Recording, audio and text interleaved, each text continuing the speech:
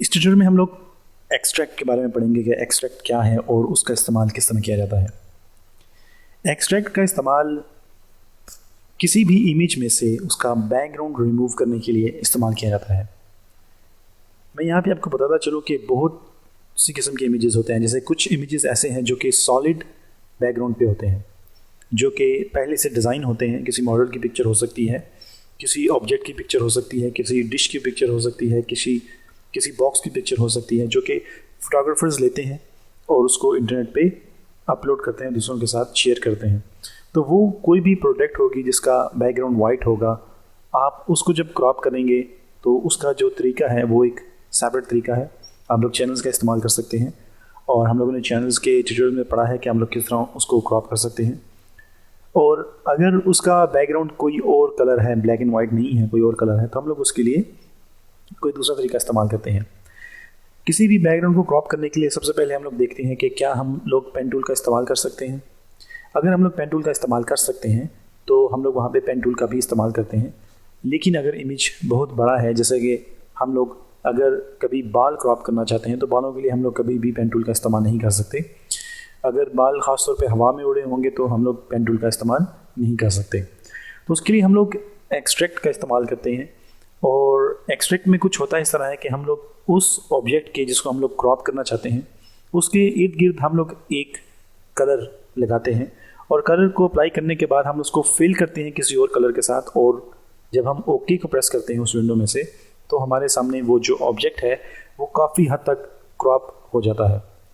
लेकिन एक्सट्रैक्ट में जिन लोगों को मसला होता है वो उसके एजेस से खुश नहीं होते। लोग जब एक्सट्रैक्ट टूल का इस्तेमाल करते हैं तो वो लोग उस ऑब्जेक्ट के जो एजेस होते हैं उससे खुश नहीं होते। तो हम लोग यहाँ पे एक्सट्रैक्ट टूल की एक ट्राई करेंगे। सबसे पहले नॉर्मली कि किस तरह एक्सट्रैक्ट टूल का इस्तेमाल किया जाता है। हम लोग यहाँ फिल्टर में से एक्सट्रैक्ट पे क्लिक करेंगे और हमारे सामने एक्सट्रैक्ट का जो बॉक्स है वो हमारे सामने आएगा। हमारे पास एक तरफ यहाँ पे टूल्स अवेलेबल हैं जिसमें से कुछ टूल जो हैं वो इस वक्त काम नहीं कर रहे और यहाँ पे उसके कुछ ऑप्शंस भी मौजूद हैं। तो हम लोग यहाँ से शुरू करेंगे टूल ऑप्शंस में से। और इसका जो ब्रश साइज़ है, जब हम लोग अपनी किसी भी इमेज के ऊपर माउस ओवर करेंगे तो आपको एक छोटा सा ब्रश नज़र आएगा जो कि नॉर्मली आपको कोई भी टूल सेलेक्ट करने पे नज़र आता है। तो मैं यहाँ से ब्रश साइज़ जो है उसको बड़ा करूँगा और उसके बाद हमारे पास यहाँ पे हाईलाइट्स हैं। जब मैं इस ब्रश को अप्लाई करता हूँ तो आप लोग एक ग्रीन कलर देखते हैं और यहाँ पे हाईलाइट्स में भी मेरे पास ग्रीन कलर है। तो मैं कंट्रोल Z करूँगा अपने कीबोर्ड से और मैं यहाँ पे ब्लू कलर को भी अप्लाई कर सकता हूँ and I can apply this blue colour. Alright, अब अगर आप लोग सोचते हैं कि आपका जो इमेज है उसमें ब्लू कलर बहुत ज़्यादा है तो आप लोग उसको किसी और कलर में भी चेंज कर सकते हैं टू अदर कलर्स। और आप लोग यहाँ से सिलेक्ट कर सकते हैं येलो, फाइन।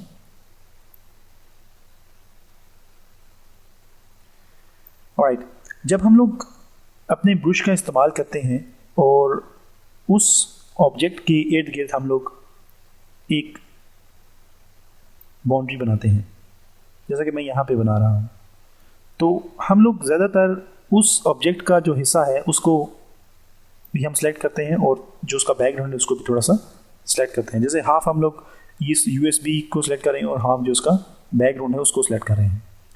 जब हम लोग अपना ये जो अमल है कलर अप्लाई करने का बॉर्डर्स पे, ये जब हम लोग पूरा कर लेते हैं तो मेक श्योर कि ये जो कलर है ये कहीं से कट ना हो। अगर ये कट होगा तो हम लोग जो फिल है, जो हमारा यहाँ पे फिल टूल है, इसको हम लोग अप्लाई करेंगे तो वो यहाँ पे अप्लाई नहीं होगा इस सिलेक्शन के अंदर और ये बाहर तक आपको फिल नज़र आएगा। तो मैं जब यहाँ पे क्लिक करता हूँ तो आप लोग इसके अंदर ये ब्लू कलर देख सकते हैं, कंट्रोल Z। और अगर आप लोग इस सिलेक्शन को कहीं से कट करते हैं और इसको फिल करते हैं तो आप लोग देखेंगे कि सारे इमेज पे ये जो ब्लू कलर है ये यहाँ से स्प्रेड हो चुका है। कंट्रोल Z, मैं दोबारा ब्रश का इस्तेमाल करूँगा और यहाँ से इसको लिंक करूँगा। जब हम लोग किसी ऑब्जेक्ट के इर्द गिर्द ब्रश से बाउंड्री भी बना लेते हैं और उसको फिल भी कर लेते हैं तो इसका मतलब है कि हम लोग ये जो हमारा येलो पार्ट है हम लोग इसको भी रखना चाहते हैं और हम इसको ये जो बाकी बैकग्राउंड है इसको रिमूव करना चाहते हैं। तो मैं यहाँ से प्रीव्यू का बटन दबाऊंगा तो आप लोग देखेंगे कि काफ़ी हद तक इसका जो बैकग्राउंड है वो रिमूव हो चुका है। लेकिन इसके जो एजेस हैं, हो सकता है कि आप लोग इससे खुश ना हो कि हम लोगों को ये जो ऑब्जेक्ट है ये प्रॉपरली क्राफ्ट चाहिए, लेकिन इसके इस वक्त जो एजेस हैं वो साफ़ नहीं हैं। तो हम लोग इसके बारे में भी स्टडी करेंगे कि हम लोग इनको किस तरह एडजस्ट कर सकते हैं। मैं यहाँ से कंट्रोल Z करूँगा और अब हमारे पास यहाँ पे इरेज़र है जिससे हम लोगों ने पहले भी इस येलो पार्ट को क्रॉप किया था, और आप लोग देखेंगे ऑटोमेटिकली हमारा जो ब्लू फिल है वो रिमूव हो चुका है। उसके बाद हमारे पास यहाँ पे एक कलर पिकर भी है। अगर मैं यहाँ से फोर्स फोरग्राउंड का ऑप्शन चेक करता हूँ तो आप देखेंगे कि ऑटोमेटिकली ये जो कलर पिकर है ये सिलेक्ट हो जाएगा। अब मैं यहाँ पे इरेजर टूल से ये जो हमारा एरिया है मैं इसको रिमूव करता हूँ।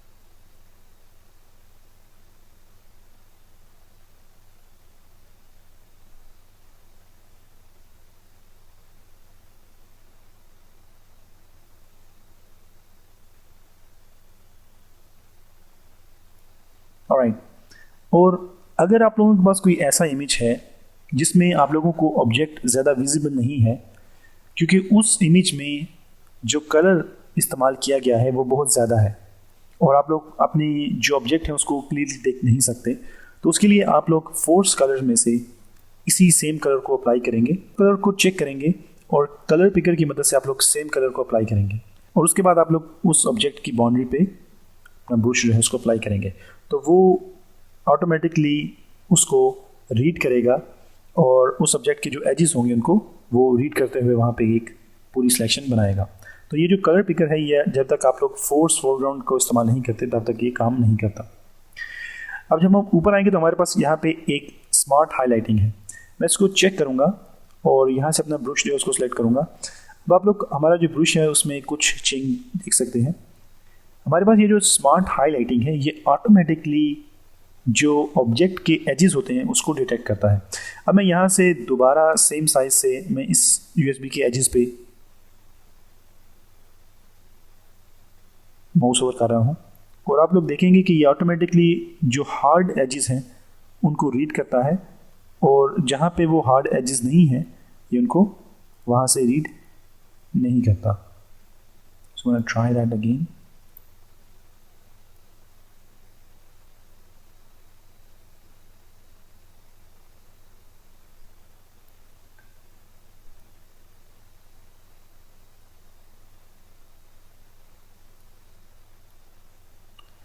तो ऑटोमेटिकली एक स्मार्ट हाईलाइटिंग जो है इसके इर्द गिर्द बन चुकी है और अगर अब मैं इसको फिल करता हूँ और इसका प्रीव्यू देखता हूँ तो आप लोग देखेंगे कि यहाँ पे हमें उससे बेहतर रिजल्ट मिला है जो कि हम लोगों ने पहले हासिल किया था, क्योंकि पहले हम लोगों ने यहाँ पे भी मिस किया था और यहाँ पे भी काफ़ी एरिया जो है उसको मिस किया था।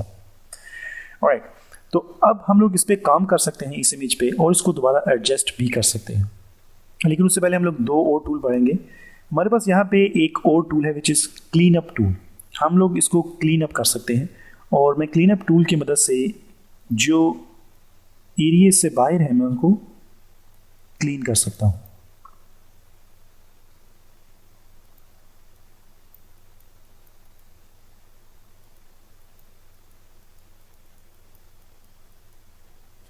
ऑलराइट, अब हमारे पास यहाँ पे क्लीन अप टूल के साथ साथ एक और टूल भी अवेलेबल है which is edge touch up tool. इसके जो एजेस हैं उसको हम लोग टचअप कर सकते हैं।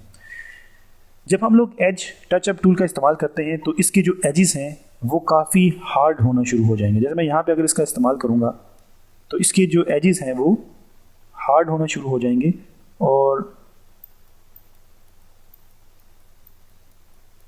ज़्यादा शार्प आपको नज़र आएंगे।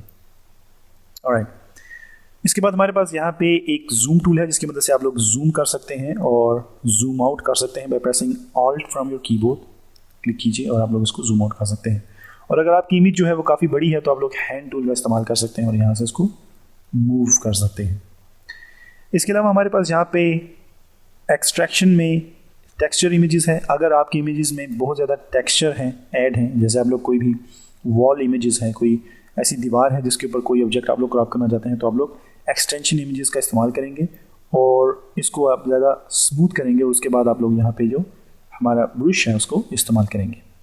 ऑलराइट, मैं इसको अनचेक करूँगा और अब मैं यहाँ से ओके को प्रेस करूँगा क्योंकि हम लोग ऑलरेडी प्रीव्यू मोड में हैं और मैं यहाँ से ओके प्रेस करूँगा और हमारे पास यहाँ पे एक वार्निंग बॉक्स आएगा कि अगर हम लोग एक्सट्रैक्शन को अप्लाई करते हैं और एग्जिट करते हैं, अगर हम इसको अप्लाई करेंगे तो जो चेंजेस हम लोगों ने टचअप टूल से किए हैं या एज टचअप क्लीनअप टूल से किए हैं और एज टचअप टूल से किए हैं वो लॉस्ट हो जाएंगे। अगर हम लोग नो करेंगे तो हम लोग इसी रिजल्ट को इस्तेमाल करेंगे। तो मैंने से यस, क्योंकि मैं इसको बाद में भी शार्प कर सकता हूँ।